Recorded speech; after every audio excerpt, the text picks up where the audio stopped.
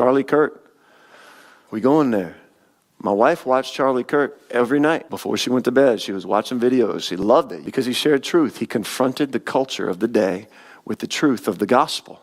I don't know what you're listening to, but he confronted it with truth of the gospel. He shared the gospel wherever he went. He wanted to be known as a man that stood bold for his faith, and he was. The Bible says in Matthew chapter 28 that we are supposed to make disciples of all nations, which means we're supposed to confront the culture of nations with the culture of the kingdom of heaven, which is righteousness, peace, and joy. So we're supposed to be bold enough to stand in a culture that says the opposite and love it with the truth, because we're so overwhelmed by it in our hearts, it has to come out of our mouths. And what did Charlie Kirk stand for? And he stood for families. Fathers returning to their homes, loving their wives and loving their children. He stood for life beginning at conception and the rights of the unborn child. By the way, that's not a political thing, that's a biblical thing.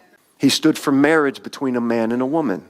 That's a biblical thing, not a political thing. And we have to be okay with standing up for truth in the midst of a society that tolerates lies that destroy family and destroy people. I don't tolerate lies that destroy people and destroy family. Like Jesus, I want to stand, proclaim truth, love people enough to proclaim truth, even if they hate me for it, because I love them more than I love what they think about me. That's called Christianity. And that's why the nation is in an uproar about what happened with Charlie Kirk, because he's a martyr.